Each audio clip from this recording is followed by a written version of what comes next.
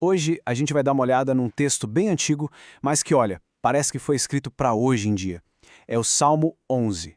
Ele joga a gente bem no meio de uma crise de fé, de ordem, e força uma pergunta essencial: em quem a gente confia quando tudo parece estar desmoronando?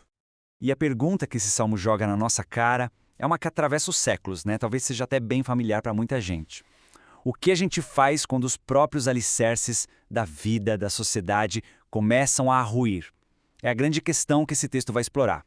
Então vamos lá. O salmo já começa assim no meio do furacão. A gente é apresentado para o conflito principal, um dilema que está acontecendo ali na hora. Para quem escreveu, é tipo uma conversa interna, sabe? De um lado o medo, do outro a fé.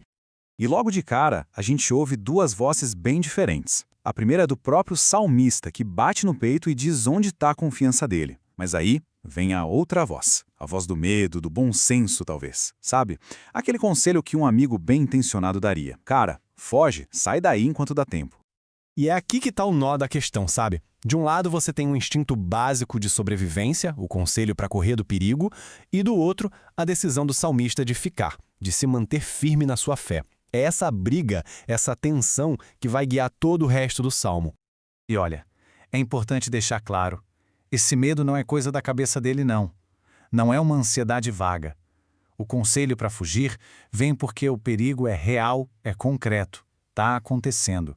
E o salmista vai descrever isso agora mesmo. E a imagem que ele usa é forte demais. Pensa só, inimigos preparando o arco, colocando a flecha para atirar no escuro. É um ataque covarde, sorrateiro, contra quem está andando na linha. É o tipo de ameaça que não se vê chegando, e isso, claro, deixa tudo muito mais assustador. Ok, então o perigo pessoal está claro, mas a crise vai muito além disso, ela se aprofunda. O problema aqui não é só sobre uma pessoa, a coisa cresce e vira uma crise que abala a sociedade inteira. E o jeito que o texto fala disso é genial. Quando ele fala de alicerces, de fundamentos sendo destruídos, ele não está falando de um prédio caindo. Ele está falando da base de uma sociedade justa. As leis, a justiça, a ordem social. Sabe, tudo aquilo que deveria dar segurança para as pessoas está desmoronando. E aí vem a pergunta que é o clímax de tudo. É uma pergunta que vem do fundo do poço, sabe? Do desespero. Se os fundamentos forem destruídos, o que é que o justo pode fazer? Pensa nisso. Se tudo aquilo em que a gente confiava ruiu, para onde a gente vai? É o ponto mais baixo da crise. É vulnerabilidade total. Mas é exatamente aqui, nesse momento de desespero total, que o Salmo dá uma virada de 180 graus. A perspectiva muda completamente. É um convite para a gente tirar os olhos do caos aqui na Terra e olhar para cima.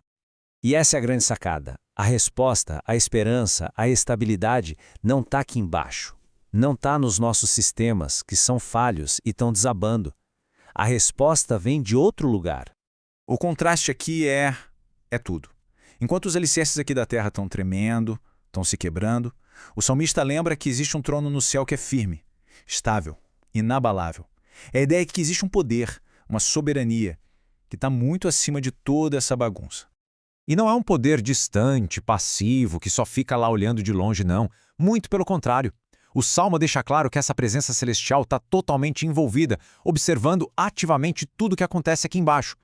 Daquele ponto de vista, lá de cima, a visão é perfeita. Nada escapa. Nenhuma ação, boa ou má, passa despercebida. Tudo está sendo visto, examinado, pesado na balança. E a linguagem que o texto usa é muito pessoal, quase íntima. Fala que seus olhos estão atentos, que suas pálpebras provam.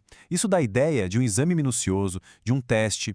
Ou seja, essa crise toda acaba virando um momento que revela quem é quem de verdade. E aí a separação fica cristalina. Para os justos, essa crise é uma prova, um teste, que serve para refinar a fé deles. Mas para os maus, para quem ama a violência, a resposta que vem de cima é de total repulsa. É como se uma linha moral estivesse sendo traçada bem ali, debaixo desse olhar atento. Tá, mas e aí? Como isso tudo termina? O Salmo encerra mostrando as consequências. É a justiça divina entrando em ação e dando a cada um o que merece.